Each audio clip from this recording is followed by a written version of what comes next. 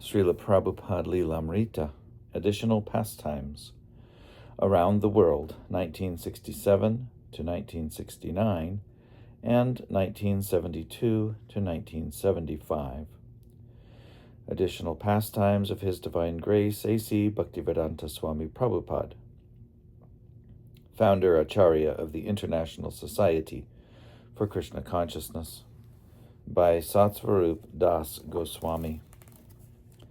Chapter 6, 108 Rosebushes. October 28, 1968.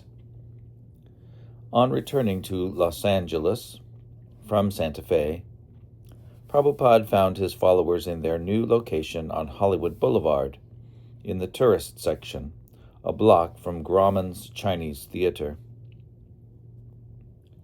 The new temple, a former beauty parlor, occupied the large first floor of an elegant old 6-story office building. The space, actually tri-level with a ground floor, a mezzanine, and a basement, was filled with more than 40 devotees. Prabhupada stayed in the Lucky 7 Hotel across the street. In the early evening, before the devotees would go out again to chant, they would crowd into Prabhupada's room and sit with him.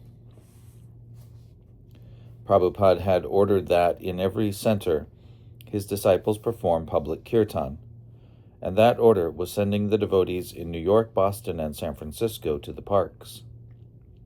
In L.A., the devotees were going out 12 hours a day chanting Hare Krishna in Hollywood. Prabhupada had simply asked that they go out and chant. But enthusiastic new leaders, Tamal Krishna and Vishnu Jan, were taking that order to the fullest extent. One night, Prabhupada came out in a car and parked in front of the kirtan party, watching the chanting and dancing with pleasure. Vishnu Jan, who had become especially expert on the mridanga, played and led the chanting. The boys were clean, uniform saffron dhotis, and the women saffron saris.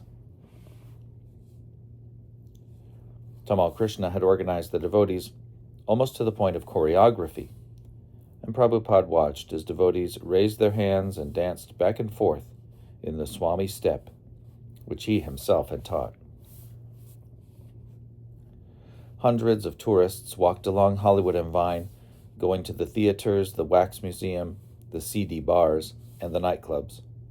And although sometimes they laughed or made fun of the chanters, they were more often astonished, and, at least for a moment, as they stopped in their tracks, delighted. But to Prabhupada, sitting quietly in the car watching the devotees, the chanting was a benediction on the sleeping souls passing by. He was convinced that everyone on Hollywood Boulevard who heard the chanting was being purified of lifetimes of sinful activity. This was the power of the holy name. And the youthful disciples on the street, energetically singing to Vishnu Jan's beat, were also aware of this. Seeing Srila Prabhupada's car and knowing that he was watching renewed their enthusiasm. To Prabhupada, this kirtan party was only happening by Bhaktisiddhanta Saraswati's blessing. Surely he would be pleased to see this revolutionary phenomenon, the holy name resounding from young American Vaishnavas in the late night of this sinful city. And as Prabhupada was convinced of the blessings of Bhaktisiddhanta Saraswati, so his young followers, knowing their spiritual master was watching them, were similarly convinced by him, and they transcended all fatigue and doubt. The devotees' residence on Hollywood Boulevard was short-lived. Their public chanting had already made them a sensation, and the arrival of the Jagannath deities was more than the landlord had bargained for.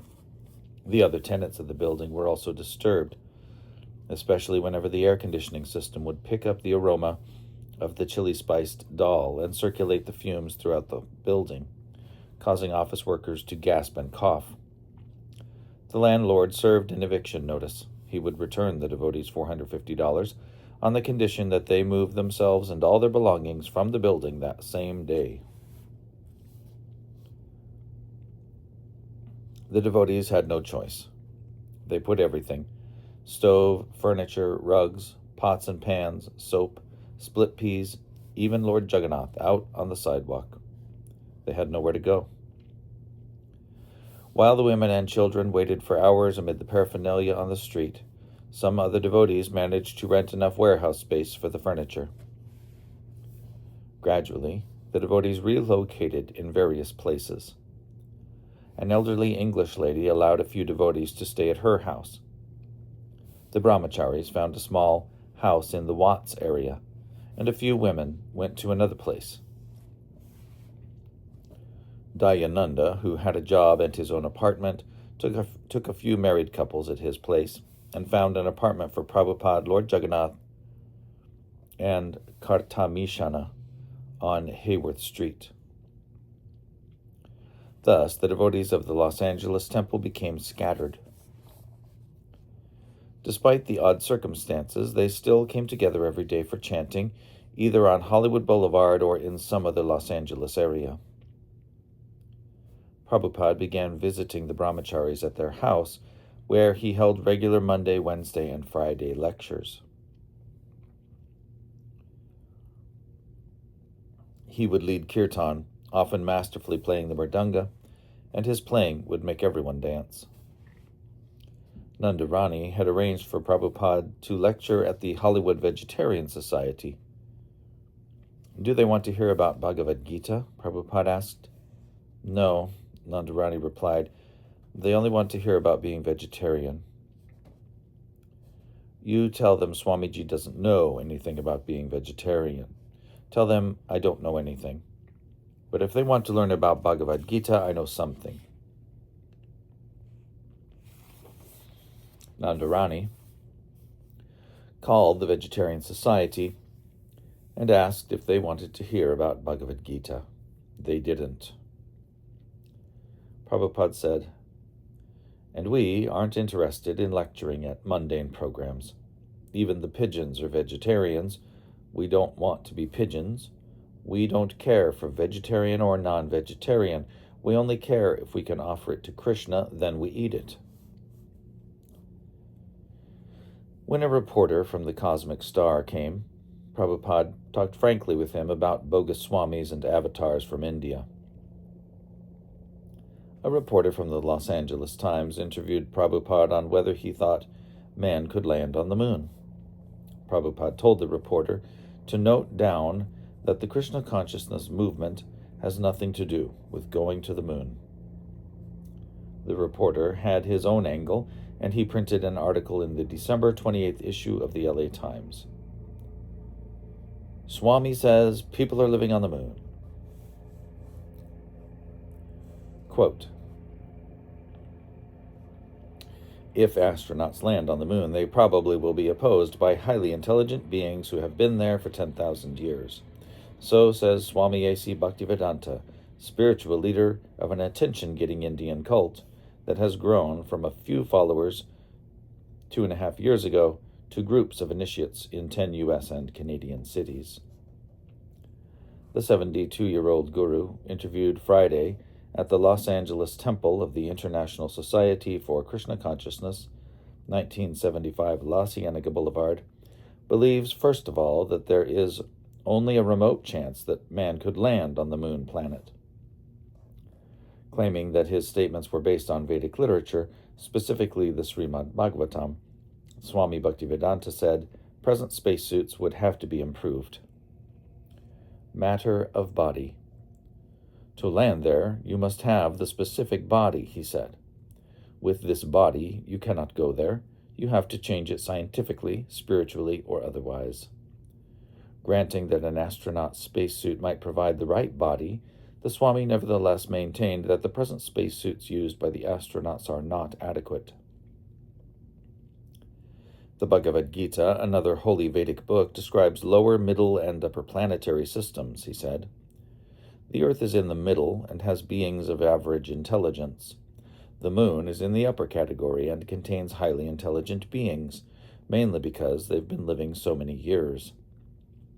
With this body, neither can you land there, nor can you interfere in their business, said the Swami.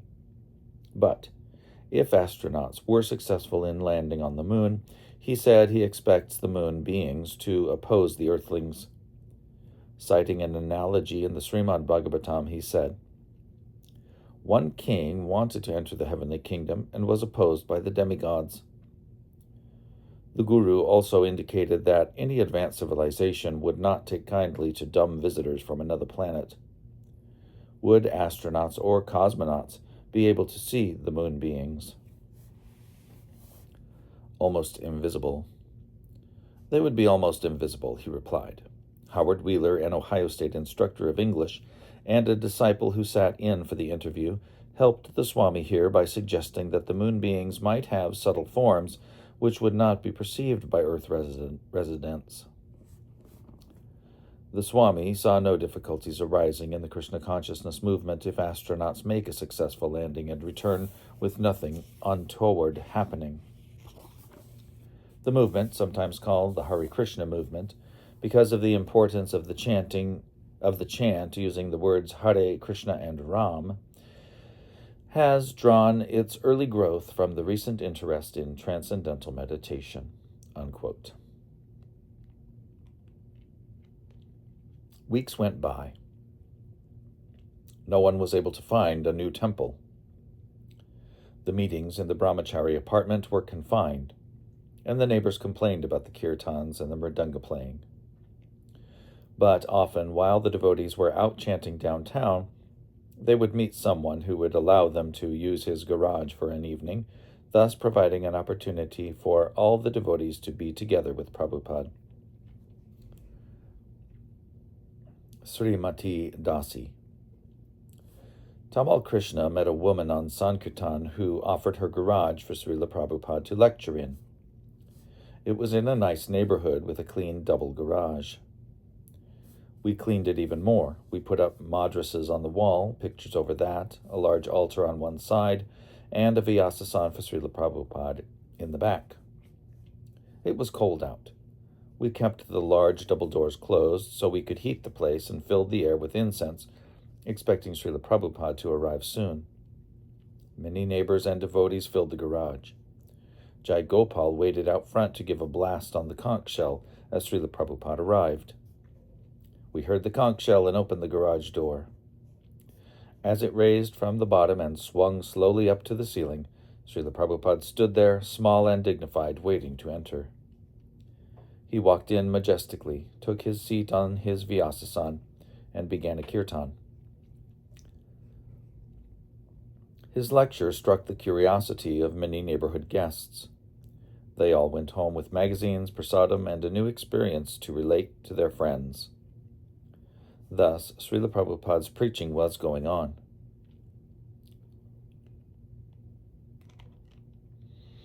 One night, while speaking at a garage meeting, Prabhupada described explicitly Krishna's abode, where houses are made of chintamani stone, and the trees are all desire trees.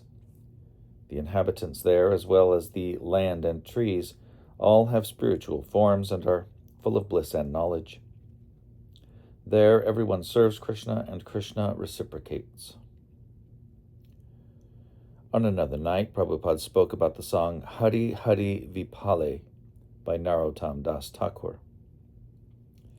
In this song, Prabhupada explained the author is lamenting his disqualifications and is begging for Krishna's mercy. Narottam Das Thakur laments that instead of worshipping Radha and Krishna, he has simply wasted his life in sense gratification. Prabhupada would often speak about Lord Chaitanya's Sankirtan movement of chanting the holy names as the antidote for the ills of Kali Yuga. The devotees always had questions. Madhu Dwisa asked how a brahmachari can channel his sex desire in serving Krishna. Vishnujan asked whether the spiritual master's mercy was the source of the bliss he was feeling. Tamal Krishna asked how Krishna could be both the father of everyone and the son of his devotee. and there were questions about what it was like to be a cow or tree in Krishna Loka, and whether the soul's rasa or serving relationship with Krishna could ever be changed. And Prabhupada would answer these questions at length. But rarely would Prabhupada complain that there was no temple. Rather, he would say, "Never mind that we have no place, we have no temple. Krishna has provided this garage, so we accept it." Although homeless in Los Angeles, the devotee's basic ingredient for devotional life remained intact. It was not uncommon by Indian standards, Prabhupada explained, for one's living situation to be unsettled. In India, he said, as many as 20 people might keep their belongings in a single room. They would come and go, taking whatever they needed from the room, while living outside, sleeping next to the road. But in America, of course, such a life was impossible, and garage meetings would attract few people. On November 28th, Prabhupada wrote in a letter, quote, "So far as it goes in Los Angeles, everything is going very nicely with the Sankirtan party, and soon we are expected to have a new temple location," unquote. When Prabhupada met the devotees in the evening, he would ask them, "How many magazines did you distribute? How much money did you collect?" By their good results and Prabhupada's pleasure, a feeling of high spirits prevailed. But one night, when they came to visit him in his apartment, Prabhupada's mood was different. He seemed intolerant. A complacency had set in among the devotees.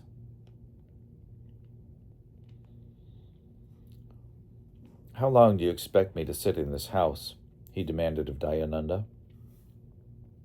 And then he turned indignantly from one devotee to another. "What are you doing? The deities are in my apartment, and you are all here. What are you doing?" He looked at Narayana. "What have you done today to find a temple?" "Well, Prabhupada, I was..." But without fully hearing Narayana's reply or excuse, Prabhupada turned to Tamal Krishna. "And you, did you find a temple?" And one after another he pinned down each devotee in the room. "And what did you do?" The devotees felt Prabhupada's anger. "I want a temple. Los Angeles must have a temple. There must be a place to worship the deity." That night he didn't lecture. 3 days later, the devotees found a new temple, a one-story church with 3 large rooms. The first really nice piece of property the International Society for Krishna Consciousness had ever acquired. The church had been used by a Japanese Baptist congregation and was located on La Cienega Boulevard in the middle of Los Angeles. In a neighborhood of brick buildings, stores, factories, and businesses, the wooden church stood on a little patch of grass. The rent was high, $500 a month, more than Prabhupada had ever paid for a piece of property. Although Prabhupada had acted non-committal when the landlord had shown him the place, afterwards he told the devotees he wanted the place and they should get it. Dayananda questioned the high rent, but Prabhupada said they had waited long enough. Here was a good place, so they should get it. For Prabhupada, this new temple marked the beginning of a new era for the Krishna consciousness movement. He wrote Kirtanananda Swami on December 8th. You will be glad to know that we have signed a lease for the new temple for Los Angeles Center." This is a quote. "You will be glad to know that we have signed a lease for the new temple for Los Angeles Center. It is a very large, fine chapel, and now there is a program being organized here to set up everything very nicely and invite many new people to participate in our program. Krishna has been very kind to grant us such facilities, and now there are many efforts to be made to use it nicely. Ellipses. The rent is very high, but if we can maintain this establishment, it will surely have great future prospects," unquote.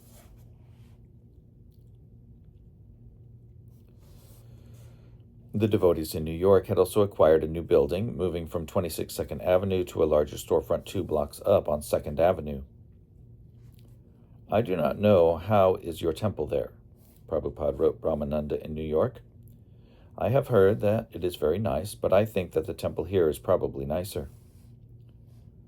All devotees in other places, Prabhupada said, should consider the new standard reached in Los Angeles. To Krishna Das in Germany, Prabhupada wrote, "You will be glad to learn that we are having very good success." Quote, "You will be glad to learn that we are having very good success in improving our temples here and have acquired an excellent large chapel suitable for living quarters and kirtans." Unquote. And he wrote to Jadurani in Boston that for his large meeting hall he would need large paintings to decorate the hall. On moving into the temple, the devotees called a press conference. They cooked a feast for 100 people, rented chairs, but only one reporter came. The lone reporter pointed out their mistake in holding a press conference in the evening after normal working hours. Prabhupada spoke and then encouraged the assembled devotees to take the feast themselves. In Krishna consciousness, there is never any failure. If people come to the program, we preach, and if not, we take prasad. The devotees made plans for big Sunday festivals with puppet shows and theater performances. Bhavananda, a new devotee, and former New York textile designer, decorated and painted the temple with bright colors: pinks, purples, reds, blues, greens, and bright yellows. From their kirtans on the street, the Sankirtan devotees began regularly bringing guests to visit the new temple. The devotees planted 108 rosebushes on Prabhupada's request throughout the temple grounds. Within a short time, an altar was ready, and the devotees brought Lord Jagannath and Kartamishana. "Now we will begin full-scale deity worship," Prabhupada said to some of the women. He talked of beginning something new in ISKCON, the daily offerings of prasadam to the deity and daily artis. As the Los Angeles devotee community grew and prospered in their new setting, Prabhupada gradually relinquished the management to his leading disciples. Even for outside speaking engagements, which were often late, disrupting Prabhupada's normal schedule, he sent his disciples in his stead. He wanted to spend his time writing books at his apartment.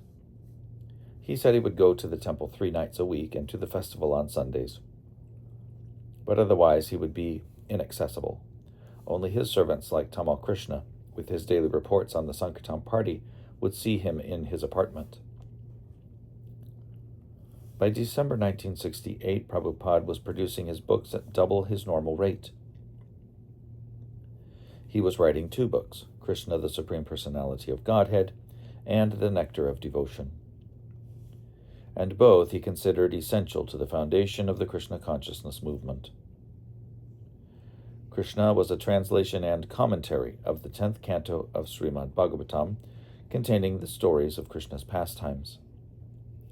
Wanting colorful illustrations, Prabhupada turned to the 2 or 3 artists among his disciples and challenged them. As fast as they would paint, he would write, quote,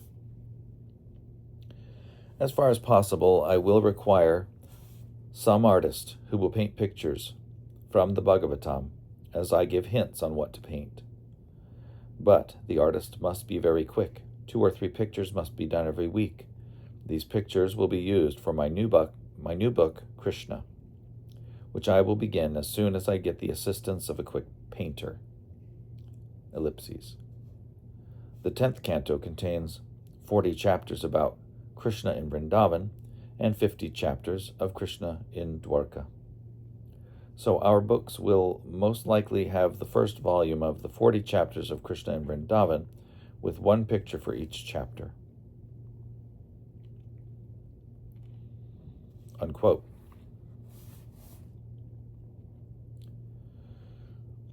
Prabhupada described each illustration he wanted. For the first picture, pregnant Devaki, the mother of Krishna, would be sitting in the palace, and near the ceiling the demigods should be surrounding her, praying for Lord Krishna's appearance. Prabhupada wanted Devaki in a different part of the palace for the second picture. Lord Vishnu in his 4-armed form, dressed in yellow, appears before her while she and her husband Vasudeva bow down before him. The third illustration would show baby Krishna lying happily on the lap of Devaki like an ordinary child. A fourth painting would show Vasudeva carrying baby Krishna across the Jamuna River. The fifth would show Vasudeva at the house of Nanda Maharaj in Vrindavan, exchanging Krishna for the newborn child of Yashoda. Krishna would be a summary study, with translations and commentary blended into a single narrative. The style would be freer in this book than in the presentation of the first canto of Srimad Bhagavatam, but essentially it was the same work. Having set such an ambitious life's project as translating and commenting on the 18,000 verses of Srimad Bhagavatam, Prabhupada was uncertain he would live to complete it. But the most important part of Srimad Bhagavatam was the 10th canto, because it contained Krishna's transcendental pastimes on earth.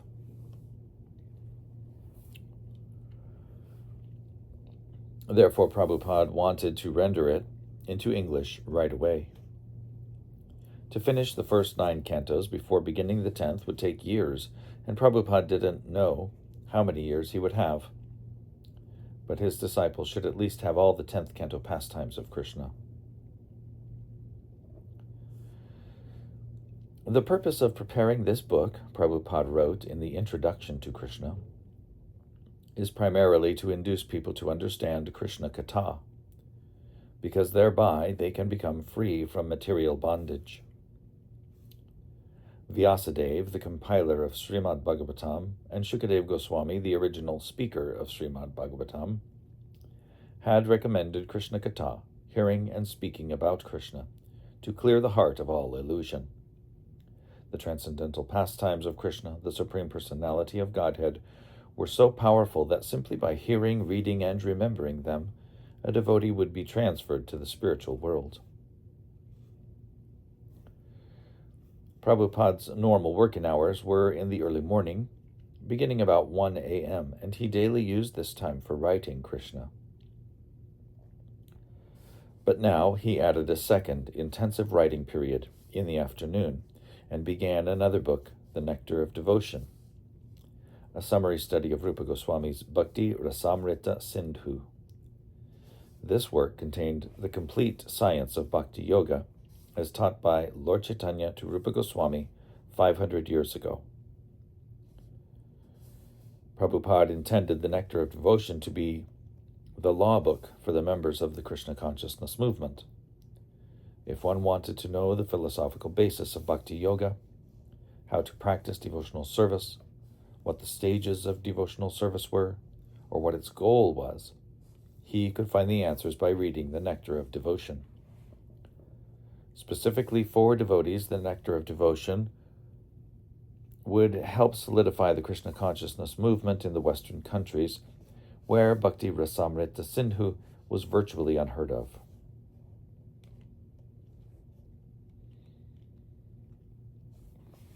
In the introduction to the Nectar of Devotion, Prabhupada invoked auspiciousness upon his work.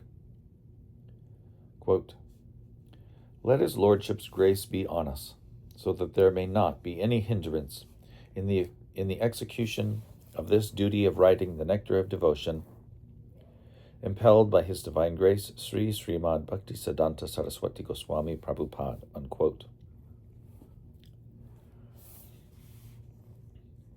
Srila Prabhupada worked from the original Sanskrit text and spoke into his dictating machine. Despite his age of 73, Prabhupada would often speak of himself as an old man who could not eat like young men or endure a cold climate like his disciples. Prabhupada now wrote more prolifically than ever before.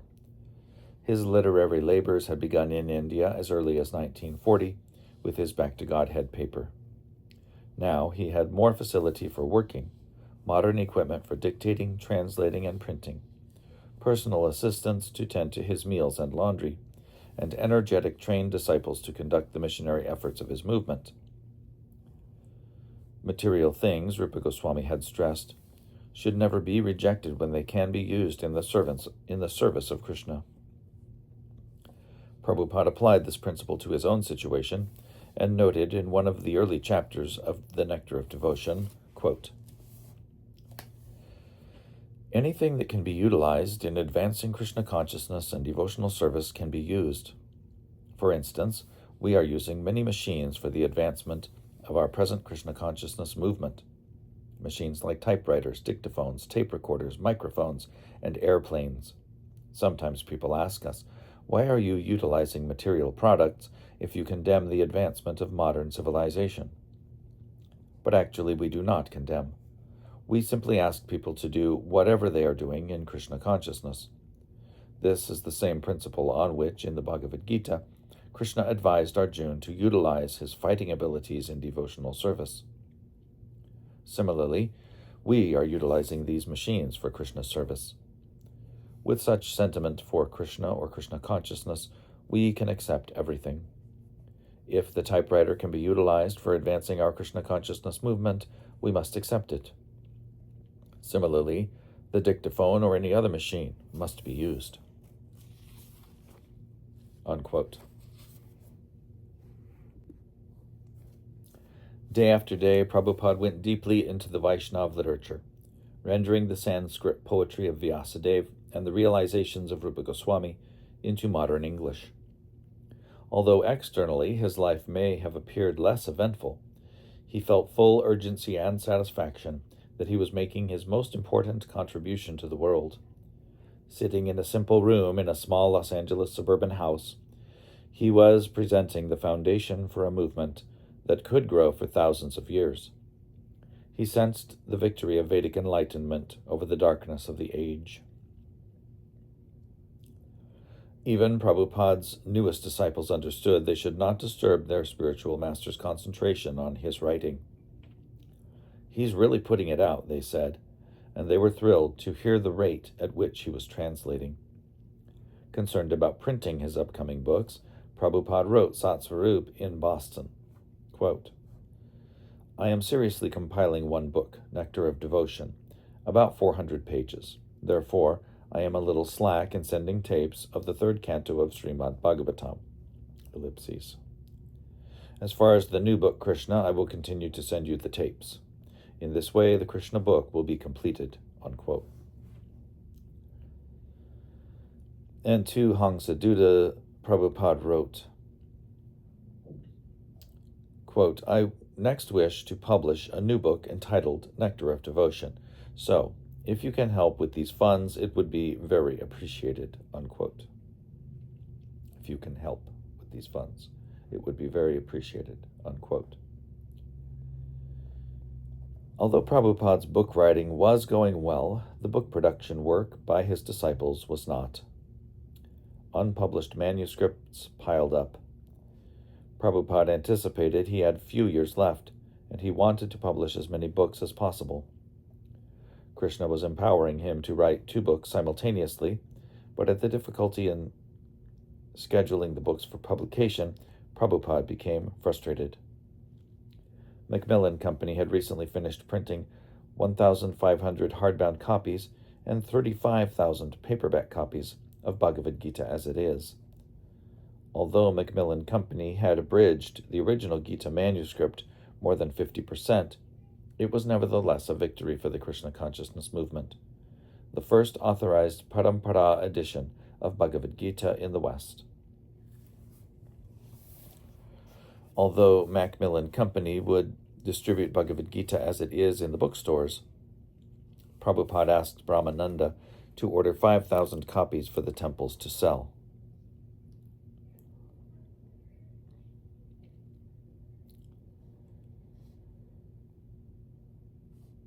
He suggested that Brahmananda approach as many book reviewers as possible, telling them this book was badly needed in today's godless civilization.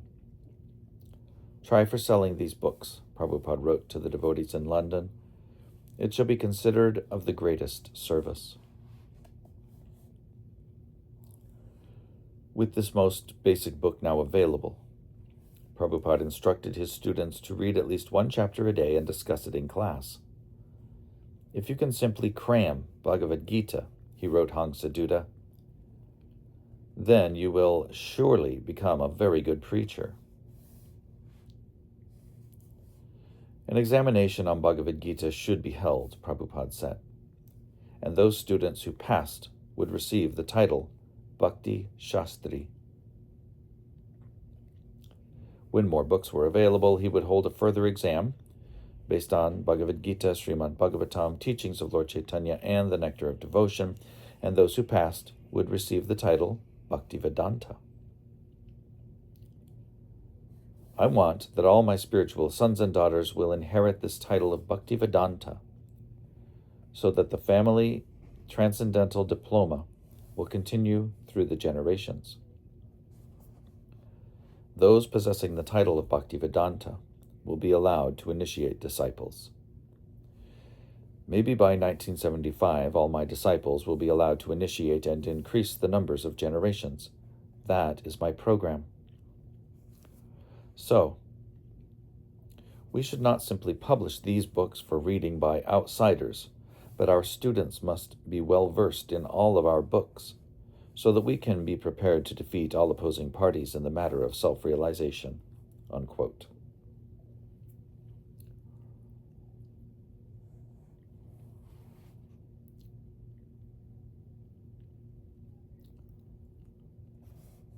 Prabhupada fretted while his manuscript for Teachings of Lord Chaitanya, which was to have been printed at the same time as the Gita, met with delays at Dai Nippon Press in Japan. When the printers reported that the book would not be completed until next year, Prabhupada again thought of his own press.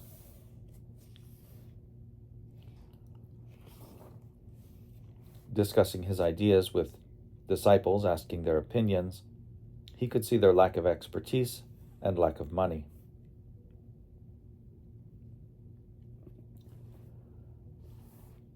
Another cause for concern was the backlog of unpublished Srimad Bhagavatam manuscripts. Prabhupada considered Srimad Bhagavatam his primary work, his life's masterpiece. The lack of definite plans to publish it discouraged him and diminished his enthusiasm. He had vastly ambitious plans to flood the world with Krishna-conscious books, and he would be satisfied with nothing less. So, in January 1969, while daily experiencing the most productive period of book writing in his life, he nevertheless expressed feelings of anxiety and disappointment over the unpublished Srimad Bhagavatam manuscripts. In writing to Brahmananda, Prabhupada explained that his life was dedicated to publishing the Bhagavatam, and that despite having hundreds of assistants and being in a wealthy country, he wasn't able to do what he had accomplished single-handedly in India. Quote, "One thing that I beg to bring to your notice about the printing of my books. In 1954, I left my home, and for 5 years I lived as a vanaprastha here and there, and then in 1959 I took sannyas. Of course, even when I was a householder, I was publishing Back to Godhead since 1947. But then my spiritual master dictated that I should take to writing books, which will be a permanent affair. So after my acceptance of sannyas, I began working on Srimad Bhagavatam, and when the first canto was finished, with great difficulty, I published the first volume in 1962, after leaving my home and after taking sannyas and spending whatever cash money I had with me during the 5 years of my staying alone. Practically in 1960s, I was penniless. Therefore, I had to quickly take to publication of the first volume, and after that I got some money, just enough to pull on. In this way, I published the second volume in 1963 and the third volume in 1965. Then I began to think of coming to your country, and somehow or other I was brought here. Now, since I have come, I have been unable to publish the fourth volume of Srimad Bhagavatam. But with your help and assistance, since 1965, this one book only has been published. And I do not know what this Dai Nippon company is doing.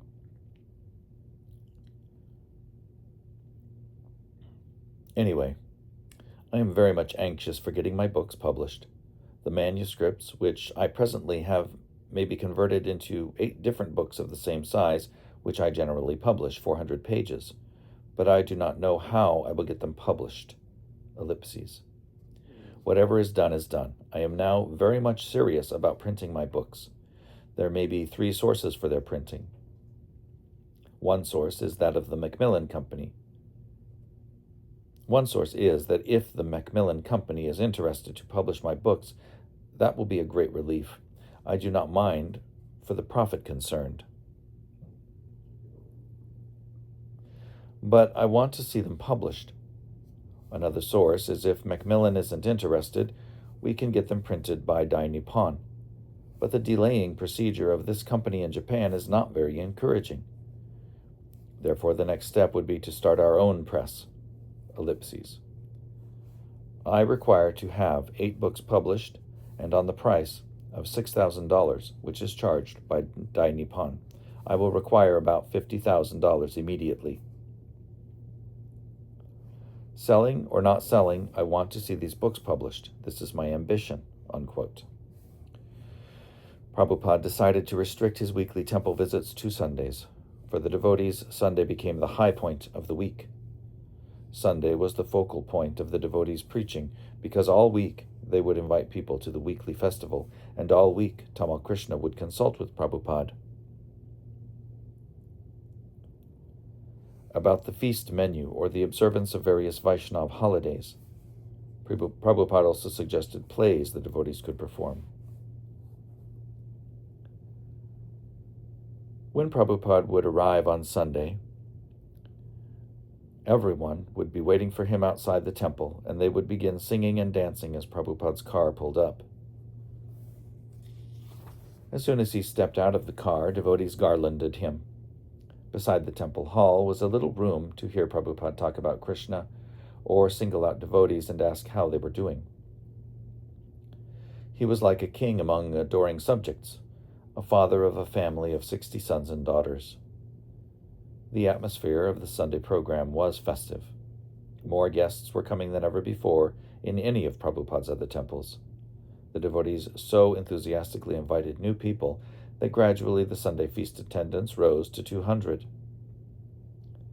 Leaving his little room, Prabhupada would enter the temple hall, where he would lead the singing, accompanied by the devotees and guests. On one such occasion, during the kirtan, Prabhupada began to dance in a large circle around the room, moving slowly, majestically, his arms raised, inducing everyone to join. As he walked and danced, the devotees and guests lined up and followed behind him. He stopped in front of each picture on the wall and danced with his side-to-side step, his arms upraised, robes swaying. Then he continued circumambulating the room.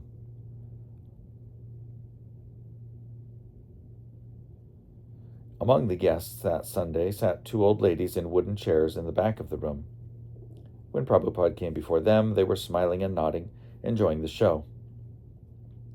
But Prabhupada looked at them, raised his hands in the air, and called, stand up and dance." And they arose, started dancing, and followed him, all around the room. After the kirtan, Prabhupada would sit and watch the devotees play Narada and the Hunter, or Prahlad Maharaj and Lord Nrsimhadev, or he would watch Vishnu Jan's puppet show. Then he would join the devotees for the Sunday feast. Tamal Krishna. Srila Prabhupada would eat with the devotees in the temple room at every feast. He would instruct us to first feed all the children. He said, children should be fed first. Then we would all take. Later, after we would finish eating in front of him, he would instruct, give him more of this and more of that. I would always sit toward the front. Then he would distribute his Maha plate. Shilavati. Devotees would line up along the steps and the walkway to Prabhupada's car. Prabhupada would come out and he would be smiling. All the devotees would bow down and then kneel as he came by. And he would put his hand on everyone's head as he went by. Everyone was just waiting for Srila Prabhupada to touch their head. And if he would miss someone when he went by, then that person would run around and get at the end of the line, somehow or other, so that Srila Prabhupada would touch your head. I know he knew what was going on. He was just smiling, and sometimes he would just make a point to touch everyone's head as he went by, and sometimes he would only touch 2 or 3 people in the whole line. It was just a game that we all played. Then he would get into the car and everyone would just converge on the car. Then after he left, everyone had something to say like, "Did you see him do this?" and "Did you hear him say this?" Everyone was so happy about Srila Prabhupada. We would always talk about him. He was the center of our lives. As a representative of the Los Angeles devotee community, Tamal Krishna visited Prabhupada daily. Prabhupada was especially interested in the Sankirtan party. The traveling chanting party Prabhupada had requested Tamal Krishna to form had been holding kirtans in the streets of San Francisco and Seattle. Upon their arrival in Los Angeles, Prabhupada asked them to stay as a part of the new Los Angeles Center. Now every day, more than 30 devotees were going downtown distributing back to Godheads and chanting for 8 hours. Besides organizing the daily Sankirtan, Tamal Krishna also maintained relations with police and city authorities. It was a success.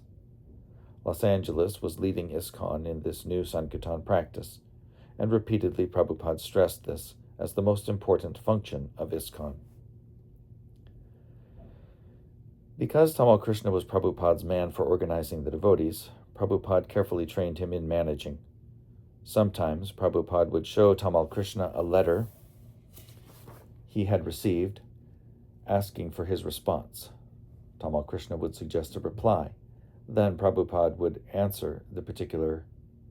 explain the particular answer this letter required. Prabhupada usually ate his lunch alone, but one day he invited Tamal Krishna to have lunch with him. When the prasadam was served, Tamal Krishna asked, "How should we eat, Prabhupada? Which thing should we eat first?" "In eating," Prabhupada replied, "there is no hard and fast rule." But Tamal Krishna watched his spiritual master take prasadam, knowing there was an art to it. Whatever Prabhupada would eat, Tamal Krishna would also eat, bite by bite. Prabhupada encouraged him to eat to his full satisfaction. After eating and washing, Prabhupada said, "Now let us talk a little." The printers in Japan, he explained, had agreed to take a contract for printing back to Godhead on the condition that ISKCON order a minimum of 20,000 magazines a month. "They are first-class printers," Prabhupada said. "So you just give me a guarantee. I want you to take 5,000 magazines a month for Los Angeles. If you do, then I will arrange for San Francisco, New York, and London to each take 5,000. You just give me this guarantee."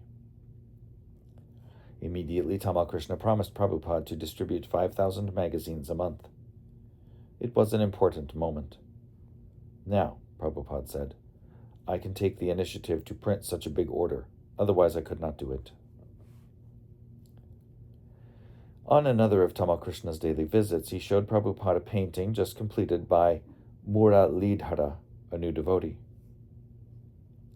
The picture showed the spiritual sky and its spiritual planets, with the material world in one corner. Prabhupada liked the painting. Referring to the painting, he explained to Tamal Krishna the plan of the total creation. Krishna, he began, as the Supreme Personality of Godhead, is situated in the topmost planet, Krishna Loka. Around Krishna Loka are innumerable spiritual planets, residences of the four-handed Narayana expansions of the Lord. The planets are all situated in the unlimited effulgence of the Brahman sky.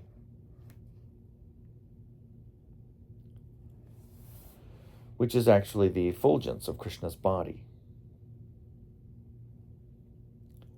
And in one tiny corner of this sky exists the entire material world. The material world emanates from Lord Krishna's expansion, Mahavishnu, who lives in the causal ocean, emanating innumerable material universes from his breathing and from the pores of his body. Within each universe, Mahavishnu then further expands as Garbhodakshai Vishnu, who generates the planets within the universe. The Earth planet is situated among the middle planetary system, and in comparison to the entire universe is an insignificant is as insignificant as a speck of dust. And yet on this speck of dust there are 7 continents. Prabhupada continued to explain, directing Tamal Krishna's attention to the painting. And out of all these different continents, Prabhupada said, there is America. And even within America, there are so many cities. And one of those cities is Los Angeles. So here in Los Angeles also, there are many places. And then out of them, one of them is our temple. And in this temple, there is one Tamal Krishna. And he is thinking that he is very, very important. Tamal Krishna was startled. Prabhupada looked at him and simply smiled. In Los Angeles, Govinda Dasi continued as Prabhupada's secretary, with Upendra, his servant, giving him massage and cooking for him. Govinda Dasi's husband, Gaurasundar, had reluctantly left to open a center in Hawaii. It had begun with Prabhupada's talking about Hawaii as a very likely place for a temple. He then prodded Gaurasundar day after day until finally he agreed to go there and preach. Now Prabhupada was suggesting that Govinda Dasi join her husband. She preferred, however, to remain with Prabhupada as secretary. She had been with him for over a year, but Prabhupada insisted that she go.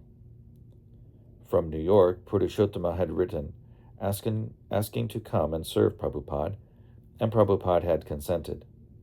When Prabhupada had written the letter asking Purushottama to come, he had given it to Tamal Krishna, saying, "You'd better mail this. Don't give it to Govinda Dasi. She may refuse to mail it." Govinda Dasi wanted to stay, but Prabhupada ordered her, "You must live with your husband. That will make you happy. You will never be happy staying aloof from one another.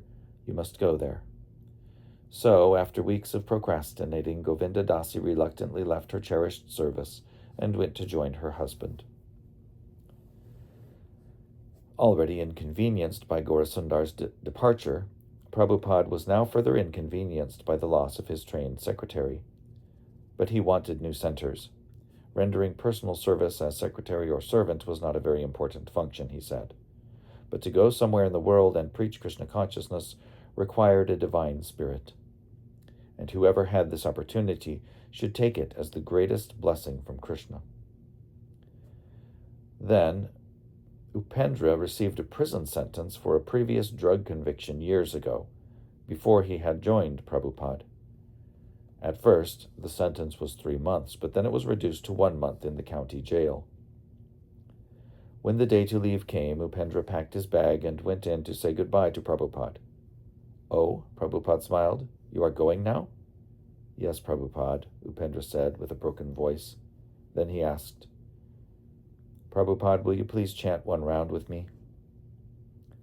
Prabhupada looked at him steadily and said, "You should know that I am always chanting with you." Upendra began to cry, and Prabhupada reached over, patting his back and ruffling his hair. "No, don't be afraid," Prabhupada assured him. "It is Krishna's mercy. They will think you are a pious boy and let you go out after a few days. Go on now. Chant Hare Krishna and be happy." Upendra took heart and left for jail. After 10 days he was released and returned to Prabhupada's personal service.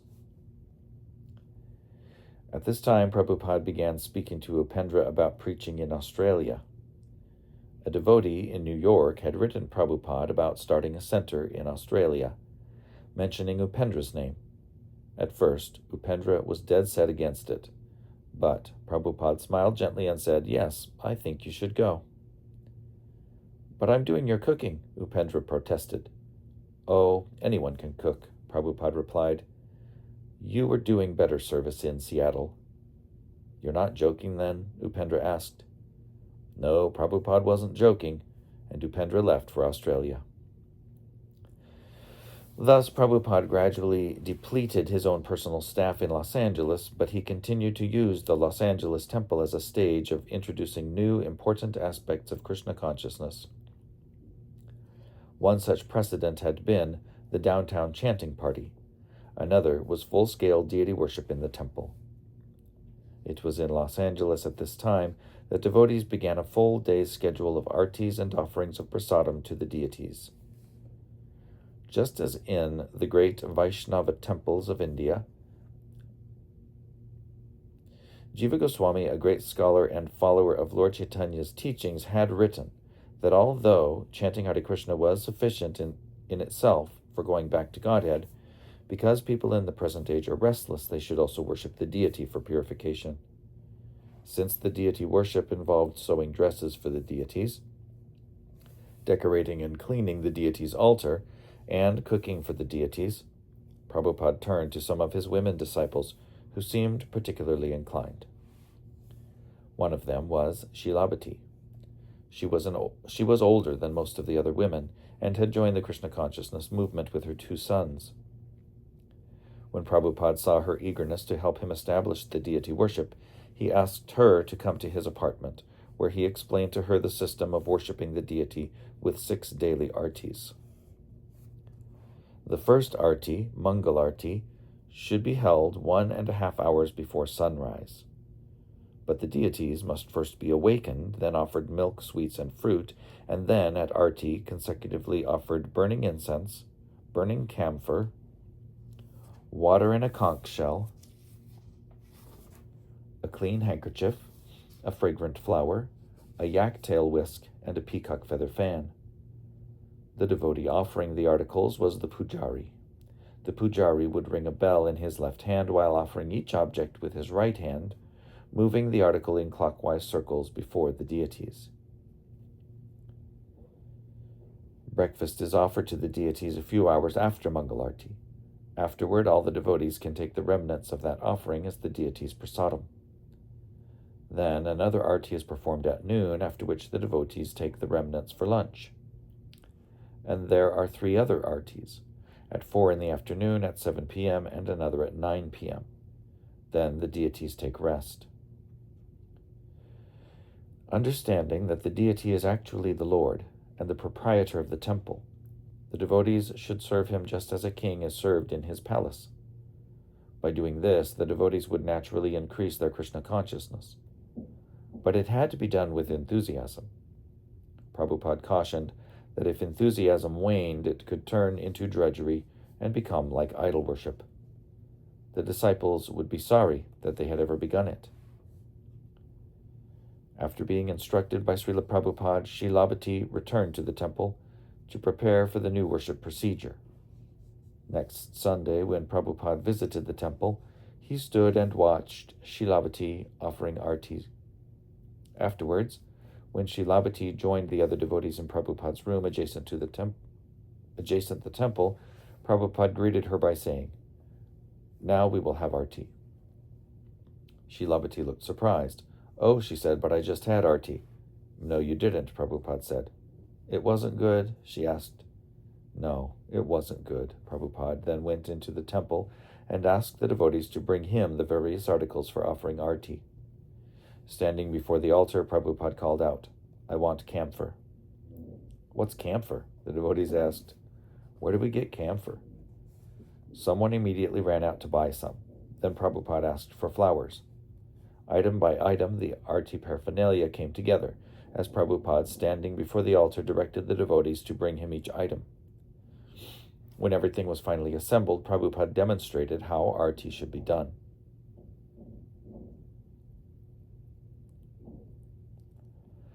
Then again he turned it over to Shilabhati. He had shown them, and now they should continue with enthusiasm. When Prabhupada first introduced festivals and spiritual observances for the holidays on the Vaishnava calendar, the devotees in Los Angeles were delighted. They would plan many of the Sunday festivals around a particular event. A butter churning festival commemorated Krishna's activities as a cowherd boy. The celebration of Govardhan Puja observed Krishna's pastime of lifting Govardhan Hill. And festivals observed the appearance of Lord Ram and Lord Nrsimha, etc. These were not new ideas for Prabhupada, but now for the first time he had facility and enthusiastic helpers to implement them. In February, on the appearance day of Srila Bhaktisiddhanta Saraswati, Prabhupada came to the temple and cooked potatoes and cauliflower, sweet rice, halava, and puris. While the devotees crowded in the doorway watching, Prabhupada cooked with silent concentration, cleaning the stove and sink after each step. One day, Srila discovered a bud on one of the 108 rose bushes. She excitedly called some devotees to see. Soon, the other bushes would bloom with flowers to offer to the deity, and the devotees knew Prabhupada would be pleased. Srila. Jayananda planted 108 rose bushes, and we were all very anxious for the bushes to bloom. One day I found a little rosebud, and I was really excited. It was a yellow rose. I knew from the bud that the bush was going to be yellow and would have a particular fragrance like that flower. I felt that way about our temple. Maybe there were other temples that were bigger and grander, but the essence of Srila Prabhupada's vision was expressed in that temple. Just like with the rose bush, you could tell the color and aroma of all the flowers on the bush. So from that temple we could derive the essence of this movement, what went on there. The devotees were aware that their activities were successful model beginnings of what Prabhupada would institute throughout America and the rest of the world. Tamal Krishna had organized Back to Godhead magazine distribution so that the devotees, while out chanting in the streets, regularly sold an unprecedented 100 magazines a day. Vishnu John was wonderful, singing and playing mridanga all day long. Prabhupada said he could lead kirtan like a Gandharva. And Vishnu John's puppet shows and dramatic skits for the Sunday festivals were something new to ISKCON and well appreciated by the guests. They made the Sunday program not just a feast, but a festival. And now Prabhupada had introduced a higher standard of deity worship. The devotees were inspired to serve together in Prabhupada's presence, and they worked long hours together, not with an attitude of pride in their own achievement, but with an esprit de corps. They worked hard, but it was all recreation. They saw their engagements as eternal devotional service, even though performed in the temporary setting of the one-story wooden church in the metropolis of Southern California. But crucial to the success of the Los Angeles temple was Prabhupada's personal presence there. Only because he was there was everything so successful. Although the devotees only saw him once a week, they knew he was at his apartment on Hayworth Street, and they would soon see him again. Prabhupada had been living in Los Angeles 4 months now, and almost since his arrival he had been considering leaving. He regularly received invitations from sincere disciples, inspired with the divine spirit, the impetus to spread Krishna consciousness. That spirit had led disciples to different parts of the world as missionaries of Krishna consciousness. And Srila Prabhupada, as the source of that spirit for his disciples, wanted to go be with them, to help them, and to strengthen whatever they had begun. He couldn't remain in one place very long. He had to keep moving, and like a flying, dancing spark, ignite the fire of Krishna consciousness wherever it would catch, and in as many hearts as possible. This spirit had especially manifested in Prabhupada since his return to America in December 1967 after recuperating in India from his illness. The Krishna consciousness movement only really began, he said, after he had returned to the United States. When he had come for the first time, he had been successful in beginning centers in New York and San Francisco. He had seen that young people would take to Krishna consciousness, but then a heart attack had almost cost his life. He had at that time seemed a retired person returning home to India. But Krishna had somewhat restored his health and allowed him to return to America. So now, with a new aggressiveness and with much more deliberate active planning, he would open as many centers as possible. At La Cienega, Prabhupada had finally received permanent residency status in the United States, recognized by the U.S. Immigration Department as an ordained minister of religion, and he was now free to come and go. So, Prabhupada was eager and prepared to travel not only in the United States but abroad. On Gaurasundar's invitation, he had been ready to go to Hawaii as early as December, but Tamal Krishna had pleaded with him to stay in Los Angeles and continue to inspire the Sankirtan party. In January, Prabhupada wrote to the devotees in London, quote, I have received a letter from a man in Guyana, and he has invited me to go there. There is an invitation to go to Hawaii also, but above all, I am very much anxious to see a London temple established first, unquote.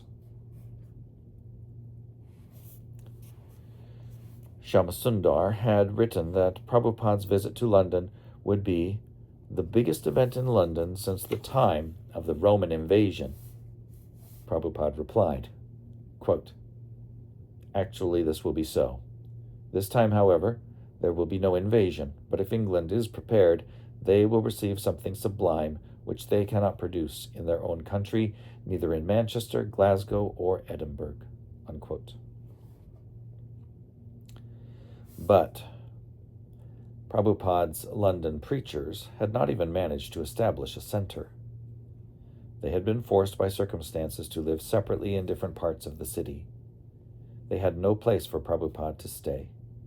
So, Prabhupada planned to visit other places, but he was most eager to go to London and declare himself fit in health and prepared for any climactic condition in England. From correspondence with Hayagriva, now teaching English at Ohio State University, Prabhupada learned of their newly formed Krishna Yoga Society. Hayagriva wanted to arrange a program for Prabhupada to chant with Allen Ginsberg before a large group of students. Prabhupada told Hayagriva to set a date. He would go anywhere to preach. On February 13th, Prabhupada wrote to Krishna Das in Germany, I can immediately go to Germany. What is the temperature there now? The only problem is, it should not be too cold for me. I am an old man. During February, Prabhupada also suggested that his French-speaking disciple Janardana go to Paris and start something there among his scholarly associates. In Buffalo, Rupanuga had written Prabhupada of his successful student center and the 75 students regularly attending his classes in Krishna consciousness. Prabhupada wrote to Rupanuga, Regarding your desire to take me there for some time, it is long overdue, and if the climate is suitable, I can go even now if you think it is necessary. Gradually, Prabhupada formed a full spring itinerary. Considering the local climate as presented by you, he wrote to Kirtanananda in New Vrindavan, I think I shall postpone it until the end of April. Similarly, he promised Brahmananda and Satsvarup to visit New York and Boston in the spring. From Hawaii, Govinda Dasi promised the end of the rainy season, the beginning of the mango season, and local interest in Krishna consciousness.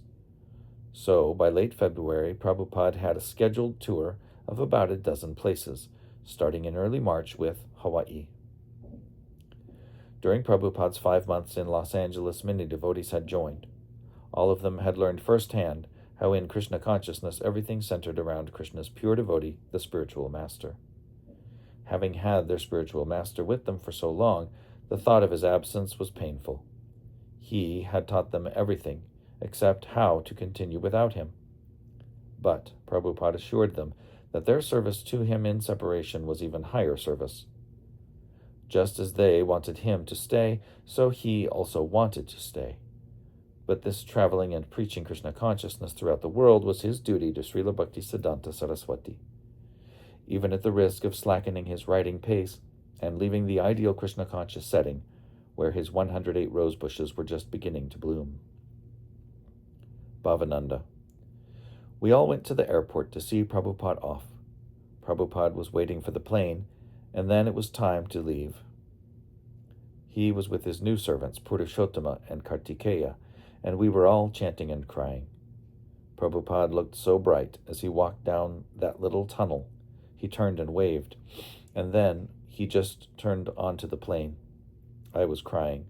I was thinking, I've been looking for my spiritual master for so long, and now that I've finally found him, he's leaving me. I will never see him again. Then the plane was taxiing down the runway. It took off, and we were all looking out the windows of the terminal building until the last speck. Just like when Krishna left the gopis and went to Mathura, We kept looking until the last speck of the airplane was gone.